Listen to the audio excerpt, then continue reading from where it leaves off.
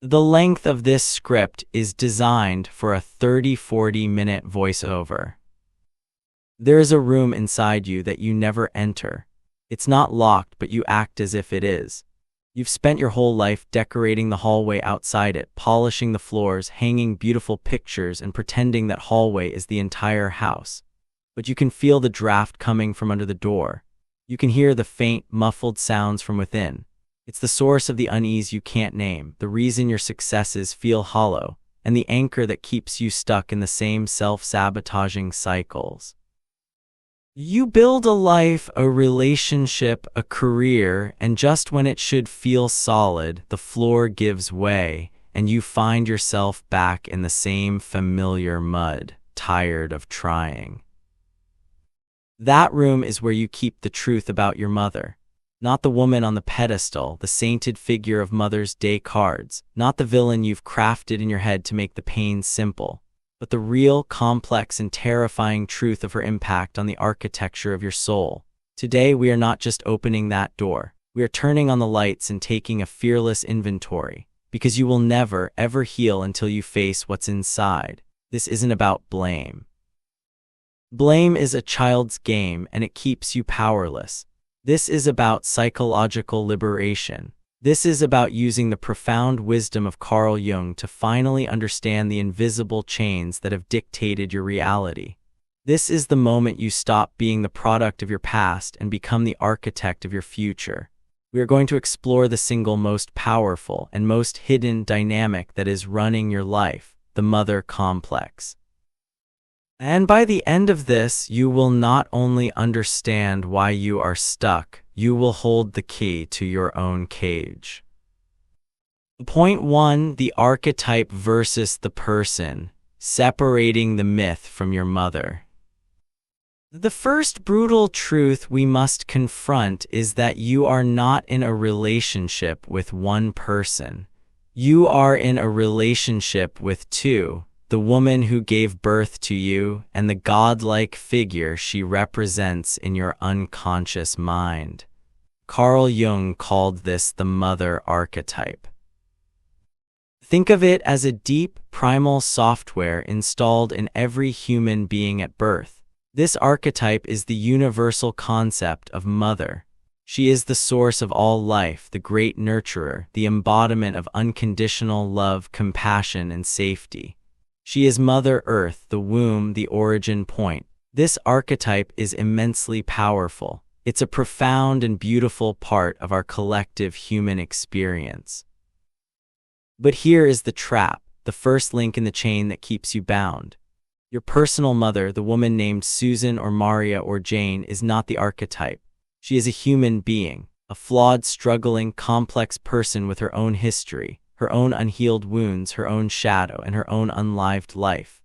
The catastrophic mistake we make, a mistake that poisons our development, is projecting the divine, perfect qualities of the mother archetype onto our personal human mother.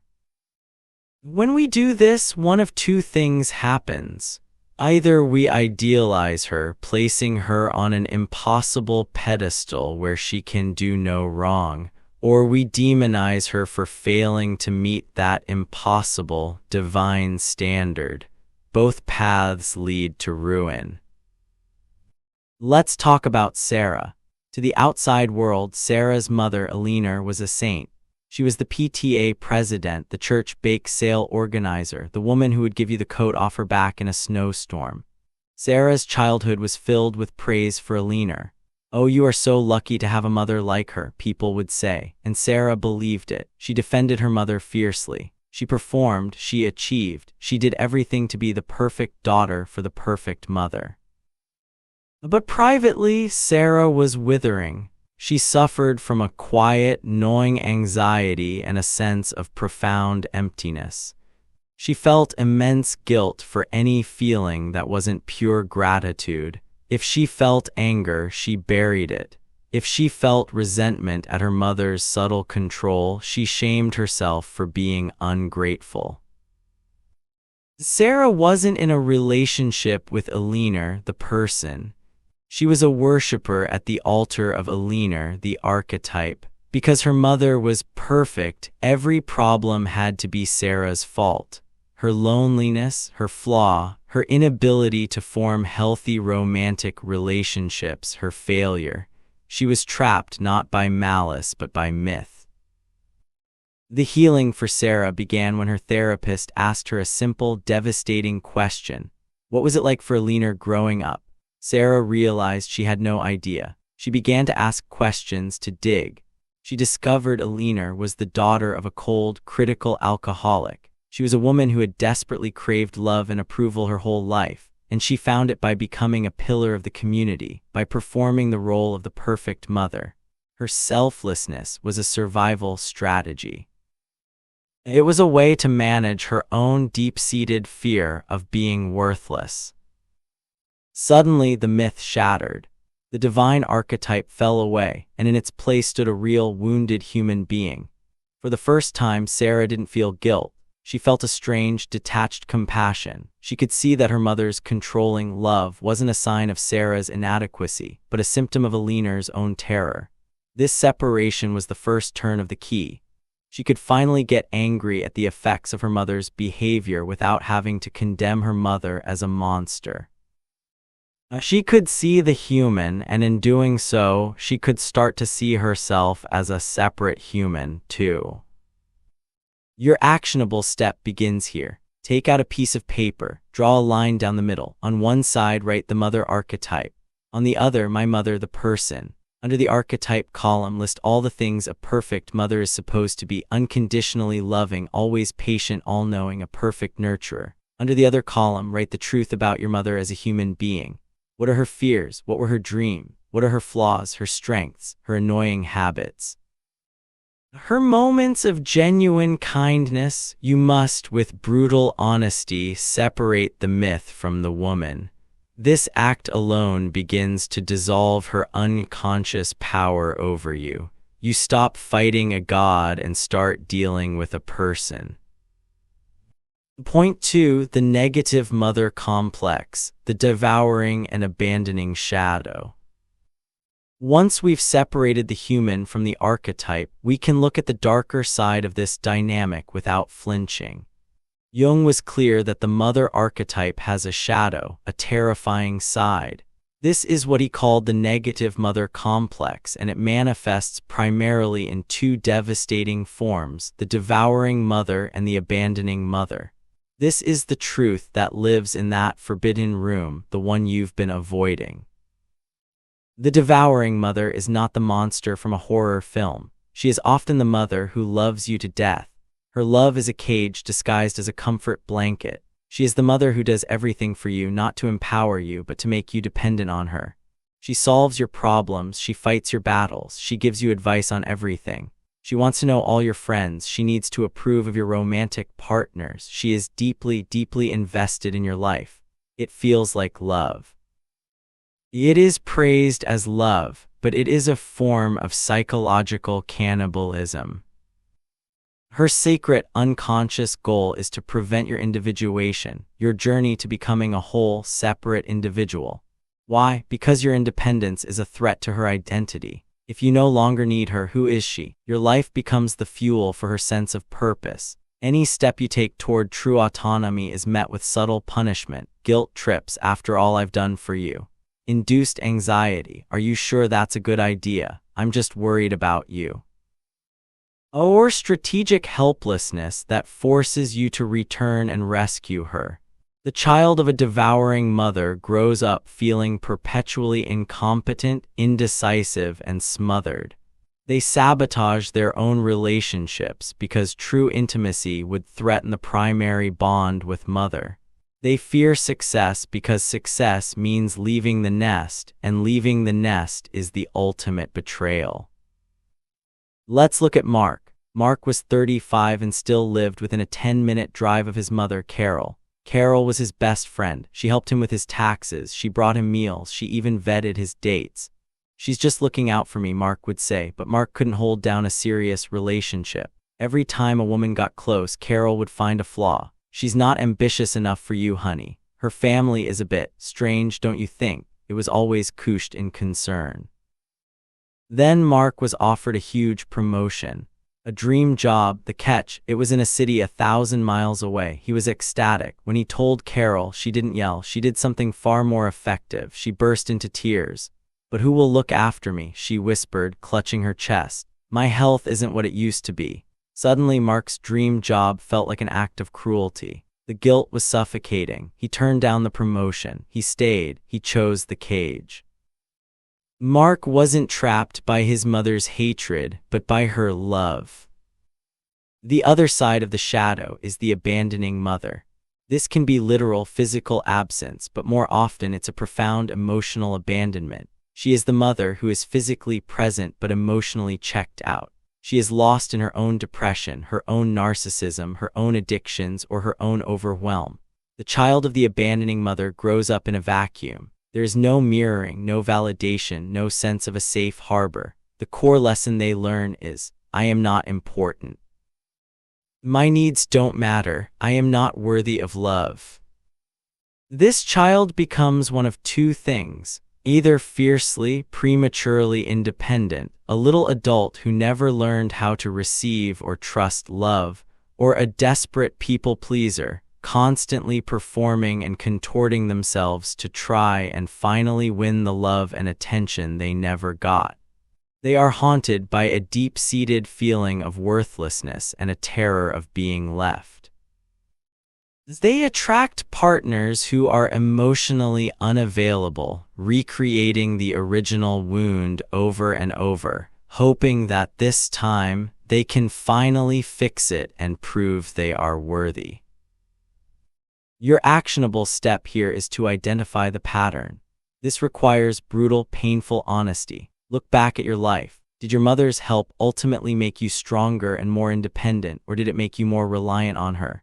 Did you feel safe to have your own opinions, your own life, separate from hers, or did that feel like a betrayal? Conversely, did you feel a constant need to earn her attention? Did you feel like you were raising yourself? Be specific. Write down the patterns. When I succeeded at X, her reaction was Y. When I needed emotional support, she did Z. Seeing the pattern in black and white strips it of its emotional charge and reveals it for what it is: a predictable, mechanical complex. You are not fighting a person, you are dismantling a program. Point 3. The unlived life. Are you carrying her burdens? Here we arrive at one of Jung's most chilling and profound insights. A parent, especially a mother who has not come to terms with her own life, will unconsciously hand her unlived life to her child. Like a relay runner passing a baton, she passes on her unfulfilled dreams, her unresolved traumas, and her deepest regrets. The child becomes the vehicle through which the mother hopes to retroactively fix her own past. You are not living your life, you are living her second draft. This is not a conscious, malicious act. It is a desperate, unconscious projection. The mother who secretly longed to be an artist but was forced into a practical career pushes her child into art school, regardless of the child's own talents or desires. The mother who was jilted by her first love and remains terrified of abandonment raises a daughter who is deeply suspicious of men and incapable of trusting a partner. The mother who felt powerless her whole life raises a son to be an aggressive bulldog of a man, forcing him to carry the power she never had. The child becomes a ghost, an actor playing a role in a play written before they were born. Their successes are not their own, they are offerings to the maternal altar. Their failures are not just personal setbacks, they are a betrayal of the mother's second chance.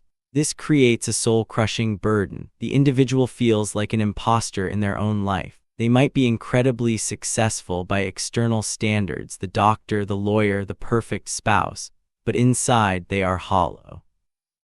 There is a persistent, nagging feeling of "this isn't me." This inauthenticity is a breeding ground for depression, anxiety, and self-sabotage. You will unconsciously wreck the life that isn't yours to begin with because your soul is suffocating and trying to burn down the set to get free. Consider the story of Alina. Her mother, Maria, had come from a poor immigrant family.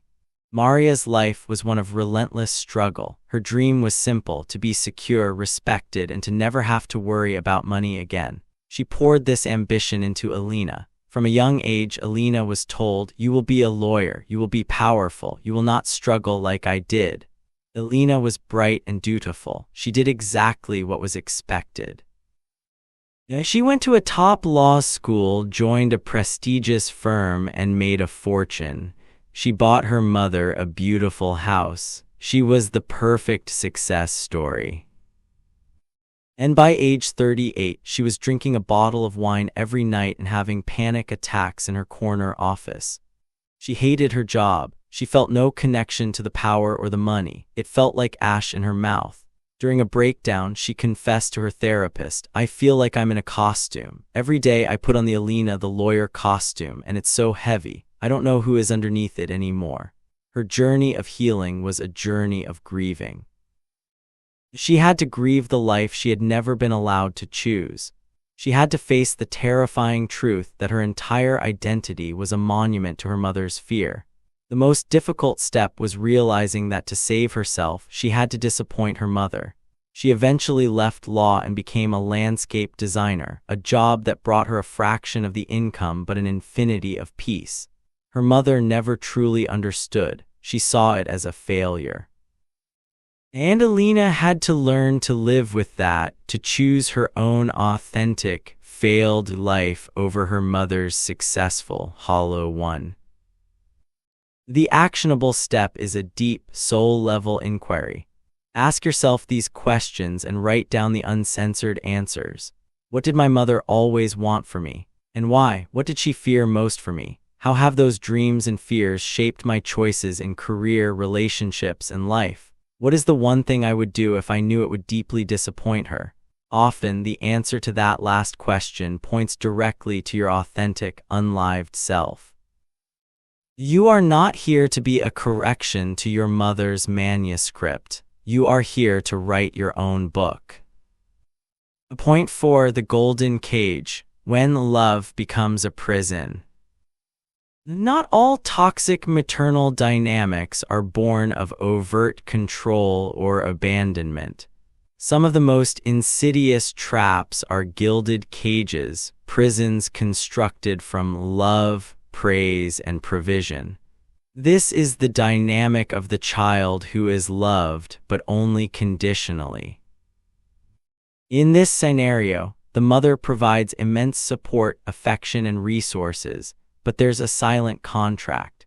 The love and support are contingent upon the child fulfilling a specific role and staying within certain prescribed boundaries. This is the golden child who is praised for their achievements, as long as those achievements align with the mother's values. This is the confident child who is cherished for being their mother's emotional support system. This is the perfect child who is adored for never causing trouble. The cage is golden, it's comfortable. The child is told they are loved, and they are, but it is a transactional love. The moment the child steps outside the prescribed role by choosing a different career, marrying someone the mother disapproves of, moving away, or simply developing a mind of their own, the gold turns to iron. The warmth is withdrawn. The praise turns into concern and disappointment, which are just socially acceptable forms of emotional blackmail. The child learns a brutal lesson: my authentic self is not lovable. I am only loved when I am who my mother needs me to be. This creates a terrifying internal split. To receive love, you must betray yourself. To be true to yourself, you must risk losing love. Most people, terrified of that withdrawal, choose to stay in the cage. They amputate parts of their own personality to fit. They silence their own desires. They live a life of quiet performance, always subconsciously scanning their mother's face for approval. They become exquisitely attuned to her moods and needs, while becoming completely deaf to their own. This is not life, it is a hostage situation with a benevolent warden. Think of Alex, he was the good son. His mother, Sandra, would constantly tell people how proud she was of him. He was responsible, he got good grades, he was going into the family business. Sandra was his biggest cheerleader. She paid for his apartment, co-signed for his car. Life was easy, but Alex had a secret passion: music. He wrote songs and played in a band on weekends, something Sandra dismissed as a cute hobby. When Alex's band started getting serious attention and a chance to tour, he was faced with a choice. He told his mother he was thinking of taking a year off from the business to pursue music. The transformation in Sandra was immediate and chilling. The warmth vanished, her face hardened. "A year off," she said, her voice dripping with disappointment. "Alex, that's so irresponsible. What about your future? We depend on you. I thought you were more mature than that." She didn't forbid it. She didn't have to. She simply withdrew the sunshine of her approval. Suddenly, Alex's dream felt selfish, foolish, and like a betrayal. The golden bars of the cage became visible. The gifts, the support, the praise, he now saw them for what they were: payments for his compliance. The fear of her disappointment, of losing his status as the good son, was so powerful that he gave up the tour. He stayed in the business, and a part of his soul shriveled and died that day. He was safe, he was comfortable, and he was in prison. Your actionable step is to test the bars of your own cage. This is not about being cruel or creating drama. It is a scientific experiment to discover the truth. Set a small, healthy boundary. State a differing opinion on a subject you normally agree on. Make a personal decision without asking for her opinion first. Say a polite but firm no to a request. Then observe the reaction. Is it one of respect for your autonomy, even if she disagrees?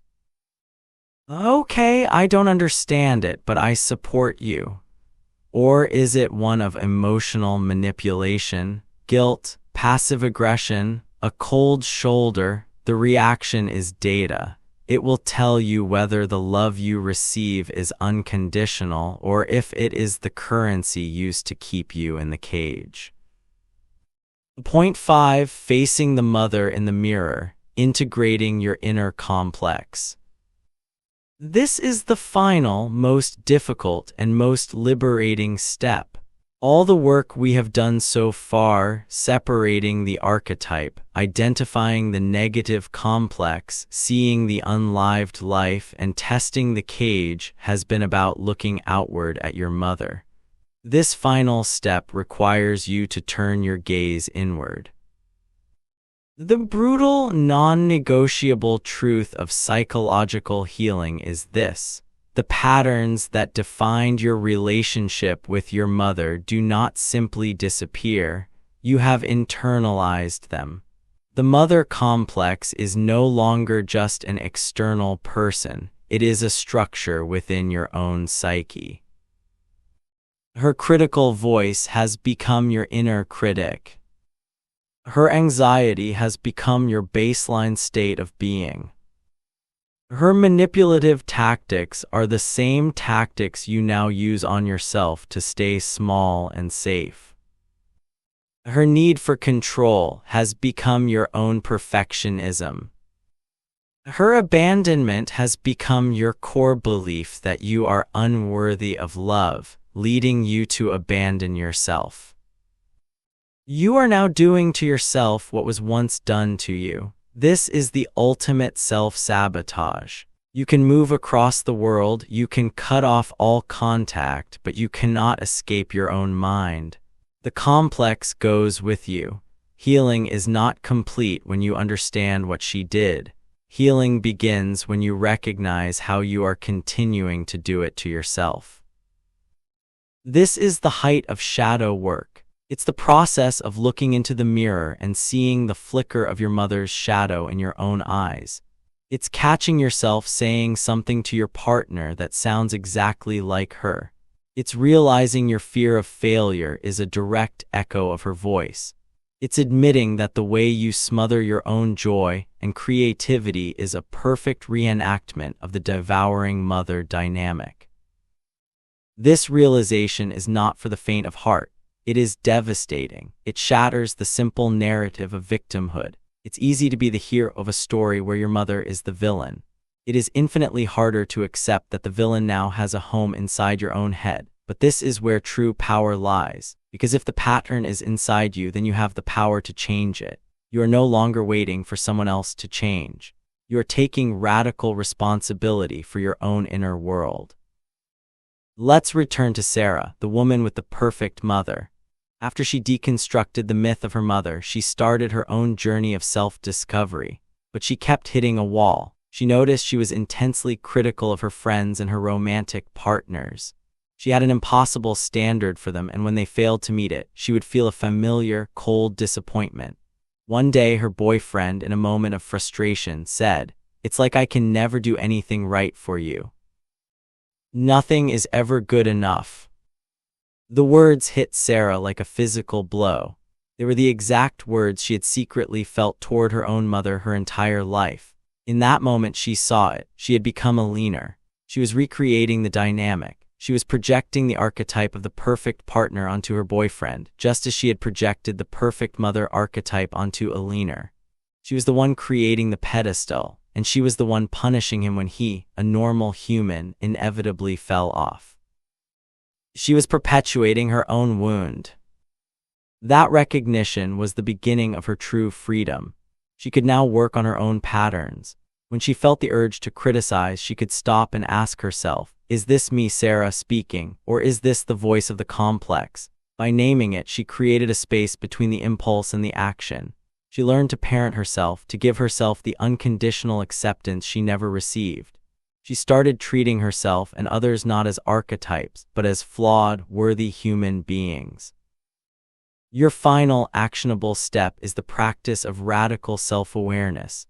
For the next week, become a detective of your own thoughts and behaviors. Carry a small notebook or use your phone. Every time you feel a wave of intense anxiety, guilt, shame, or the urge to self-sabotage, stop. Ask, whose voice is this? What familiar pattern is playing out right now? How am I treating myself in this moment the way my mother treated me? Do not judge the answer, just observe it. Write it down. The act of observing the complex separates you from it. You go from being possessed by the pattern to being the witness of the pattern, and the witness is always free. Conclusion. We have walked through the forbidden room. We have turned on the lights and looked directly at the things we were taught to ignore. We have seen that the key to our healing is not in a simple story of blame, but in a deep, courageous understanding of psychological truth. First, we shattered the myth, separating the mother archetype from the real human person who raised you. Second, we faced the devouring and abandoning nature of the negative mother complex, understanding how love can be a cage and absence can be a lifelong wound. Third, we uncovered the heavy burden of the unlived life, recognizing if we are living our own destiny or merely her second chance. Fourth, we tested the bars of the golden cage, learning to distinguish true love from transactional control. And finally, and most importantly, we turned the mirror upon ourselves and found the mother complex living within our own minds. Facing this about your mother is not a one-time event. It is the work of a lifetime. It is the courageous, ongoing process of individuation.